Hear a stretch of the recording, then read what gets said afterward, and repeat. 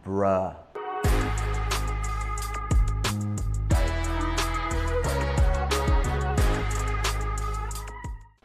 What's going on? I'm Coach Sandy, and I am the Maryville JV coach here in East Tennessee, as well as the One Knox 2014 Yellow 2 coach, where my little son Julian is in the mix, and I get the opportunity to finally coach him. The goal is to provide a weekly recap of these two different teams and how they progress along the season, also for insight, but also I'll take information from the comments to learn as well, and at the end of the day, we both grow. So first of all, let me just talk about the bike. I mean, when he threw it out there, I was literally like, yeah, he attempted it last year, didn't work. But man, he has the ability to whip his leg around really, really well, and it worked out. But let's also give a lot of kudos to Danny in that particular moment. He created a nice little lob over the top, which pretty much it was like a floating ball. And the defensive guys, didn't really press onto it too much, but it was also away from the defenders enough for him to kind of take a step back and just kind of rip it. I mean, it was golden. I mean, you can see the reactions from the guys, hands on the heads, and it was just a fantastic goal. And that was our first preseason game of the season. So Isaac started off with the bang, and that kind of helped us shape the rest of the goals along the way. Another person I really want to highlight on this particular segment here is my boy Tim. Now, Tim is one of those type of players that you get the ball on the feet, you just feel ultimately confident that he's going to do something with it. And that is exactly what happened. He got the ball, he moved it around well, and also he has this really unique burst of speed that if there's like a shot taken and the goalie deflects it, maybe in the wrong particular area, he pounces on that thing like nobody's business, and he creates a lot of chances for that. Hat trick hero over there for Tim. Very proud of his effort.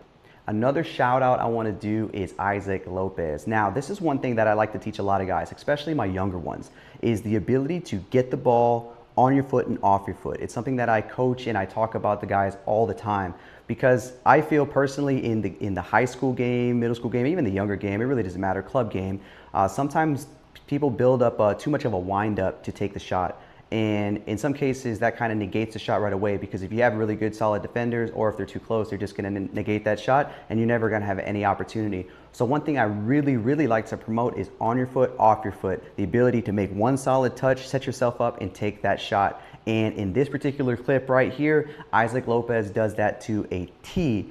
And honestly, it was a very good boot from distance. I will state that it went right over the keeper's head, and it was just a very well-timed shot. But he also has like a power leg, man. I mean, that thing is a rocket leg. I really love seeing that from him. And I also love the confidence that he's able to take that shot. To me, that is something I highly approve of. And to me, I'm one of those coaches that are like fire at will. If you see a chance, take it, because chances don't necessarily come all the time in the game. So take it when it comes. We also had two really good goals from Alex Solis and another one from Cooper Mullen. Cooper Mullen was more like a Johnny on the spot. The goalkeeper made a bad play and it deflected right off the player, and then boom, he just buried it, which is what you should do in that particular situation. In the game, that was one of the things that I just wanted the guys to be very aggressive. I really wanted them to push up the field more. I want to see how they react under pressure, and typically I could tell within the first 10 minutes how that team's going to do and fare over time. When we had our press, and we did very well in that regard, and we were doing a solid pressure cover balance, meaning every single person is accounted for throughout the entire thing, I kind of knew that the odds were going to be in our favor, and it was just a matter of time before we put goals in the net. Now, for that particular game, I think it was 3-1 at halftime. Now, 3-1 at halftime, I was looking at the score, and I was like, listen, I do not want to be satisfied for that 3-1. That 3-1 was there, but I feel we could do better. We could put passes together more cleanly. We could be more comfortable on the ball. We can make solid decisions. And then finally, the result at the end of the game was 8-1, and I was extremely blessed and thankful for those particular moments. The other thing is that I really wanted to highlight is one thing that we call at Maryville is we call it the Bangoo, B-A-N-G-O-O. Could be spelled other ways. We chose not to use it, all right? But with the Bangoo, the one thing that we really love is the ability to take the ball all the way down the line and make a cutback pass. Danny executed this very, very well towards the middle of the game, and he connected with Isaac for his second goal of the game, and I thought it was fantastic. So as long as we keep that momentum rolling, we put ourselves in good positions, and we kind of bounce out and always see an opportunity and an availability to be in the right time at the right place, or the right place at the right time, things will work in our favor. Defensively, I felt we could have done a little bit better. Sometimes I felt we really bunched up and really didn't isolate the space.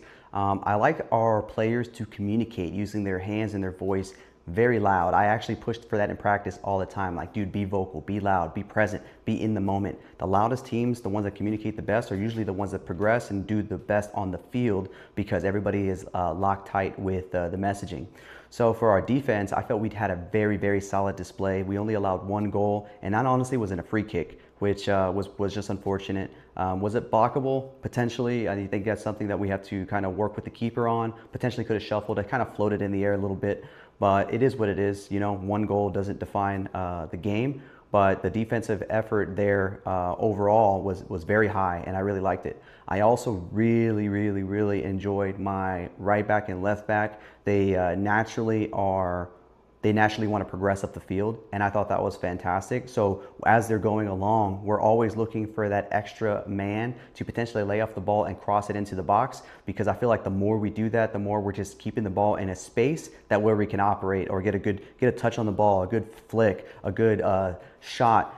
I really like to be very offensive. However, by having a strong base. So I run a 4-2-3-1 and ensuring that my sixes are always back on defense, because that is ultimately key. One can go up from time to time, maybe in a double pivot, but if our right back and left back go high, we have to make sure that we transition into that space. So far for this game, they did fantastic.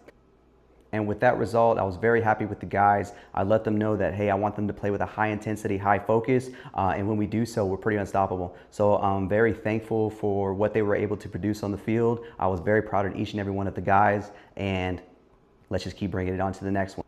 So if you're digging this content, hit that like and subscribe. It really helps the channel a lot. And I just really appreciate y'all tuning in. Till next time, God bless. Peace.